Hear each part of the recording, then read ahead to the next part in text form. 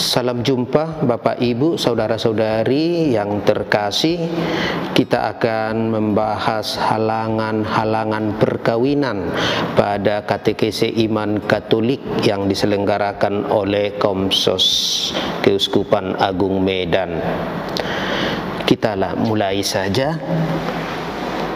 Di dalam gereja seringkali kita mendengarkan pengumuman yang berbunyi demikian: akan menerima sakramen perkawinan si Ucok dan si Butet pada tanggal, hari, jam, tempat, dan sebagainya.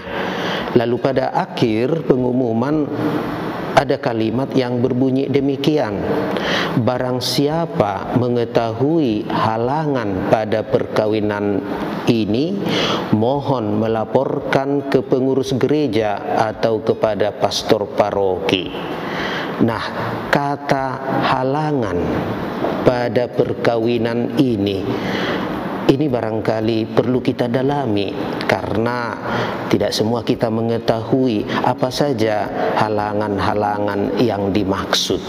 Apa itu halangan perkawinan? Halangan perkawinan dapat kita deskripsikan, kita lukiskan sebagai situasi-situasi yang ditetapkan oleh gereja Katolik yang menghalangi orang untuk menikah. Apabila situasi ini dilanggar, perkawinan menjadi tidak sah. Apa maksudnya perkawinan tidak sah? Maksudnya ialah perkawinan yang dirayakan itu tidak memiliki efek hukum. Status lajang tetap tinggal pada kedua mempelai, dan perkawinan yang dirayakan itu tidak dapat dianggap sebagai perkawinan, maka tidak ada perkawinan. Itulah makna dari perkawinan yang tidak sah. Ibarat permainan sepak bola yang sekarang sedang Liga Eropa, bagaimana disebut gol yang tidak sah? Gol yang tidak sah, gol yang dianulir oleh wasit, itu berarti tidak ada gol dan skor tidak berubah, tetap pada keadaan semula. Itu ibarat dengan perkawinan yang tidak sah. Selain perkawinan yang dihalangi tadi, ada juga perkawinan yang dilarang. Tapi ini bisa lain kali kita dalami ya. Sekarang perkawinan yang dihalangi oleh gereja. Kalau dikatakan perkawinan itu dihalangi, maka orang tidak boleh melewatinya. Kalau orang mau melewatinya harus permisi kepada penjaga palang. Siapa itu? Ya, otoritas gereja. Nanti kita lihat, bisa Vatikan atau tahta suci istilahnya, atau bisa juga uskup diosesan atau orang yang diberi kuasa oleh uskup diosesan untuk memberi dispensasi. Kita kelompokkan bahwa halangan perkawinan itu beberapa bagian ya, atau 3 kelompok saya batasi. Kita bagi dalam 3 kelompok. Kelompok pertama ialah halangan yang bersifat ilahi atau kodrati. Apa maksudnya ilahi atau kodrati? Ilahi berarti Allah yang menetapkannya, Allah yang memberi halangan itu, dan gereja meneruskannya kepada umatnya. Apa yang dimaksud dengan kodrati?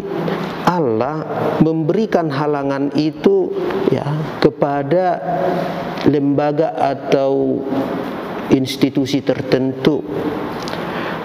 Bagaimana ini bisa dijelaskan, bisa kita mengerti secara lebih sederhana.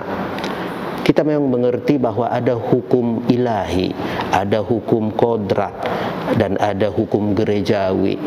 Hukum ilahi berarti Allah yang menetapkannya, yang memberikannya. Hukum kodrati berarti Allah juga adalah pemberinya, tapi melalui ciptaan. Sementara hukum gerejawi, gereja yang menetapkannya. Ada 4 halangan yang masuk dalam kategori hukum ilahi atau kodrati. Pertama, halangan ikatan nikah sebelumnya. Kedua, impotensi. Ketiga, hubungan darah garis lurus dan hubungan darah garis menyamping tingkat kedua. Lalu keempat, orang yang belum mencapai usia kematangan fisik dan usia kematangan psikis. Saya mengerti bahwa tidak mudah untuk memahaminya, maka perlu ada katekese ini. Ada 4 yang boleh kita masukkan ke kategori menurut ketentuan hukum ilahi atau kodrati. Apa konsekuensinya para saudara-saudari? Kalau orang terkena salah satu dari keempat halangan ini, mutlak dia tidak boleh menikah, karena dia tidak dapat dilepaskan dari halangan ini. Dia tidak dapat diberi dispensasi oleh otoritas gerejawi yang manapun. Karena apa? Karena halangan ini merupakan ketetapan ilahi atau kodrati. Nanti kita lihat satu persatu. Kategori kedua ialah halangan yang boleh dilepaskan oleh tahta suci. Kalau orang kena halangan ini, ada 3 nanti, tahta suci boleh melepaskannya, tapi uskup tidak boleh. Istilah hukumnya, dispensasi atas halangan ini direservasi bagi tahta suci. Apa ketiganya? Pertama, kejahatan pembunuhan pasangan. Kedua, kewajiban selibat dari tahbisan suci yang mengena kepada diakon, imam atau pastor, dan uskup. Lalu yang ketiga, kaul kemurnian kekal pada tarekat religius berbadan kepausan. Ada 3 yang menurut ketentuan gerejawi hanya boleh dilepaskan oleh tahta suci jika seorang terkena halangan ini. Dan kategori ketiga ialah kategori di mana halangan-halangan di mana boleh dilepaskan oleh uskup. Ada 8. Usia kanonik pernikahan, 14 untuk wanita dan 16 tahun untuk laki-laki. Kedua, adopsi. Ketiga, kelayakan publik. Keempat, hubungan darah garis menyamping tingkat 3 dan 4. Kelima, semenda. Keenam, kaul kemurnian kekal publik pada tarekat religius berbadan diosesan. Ketujuh, penculikan. Kedelapan, beda agama. Kalau seseorang terkena salah satu dari 8 halangan ini, uskup diosesan atau orang yang diberi delegasi untuk konteks keuskupan kita, bisa vikjen, bisa vikep, vikaris episkopal teritorial, ya.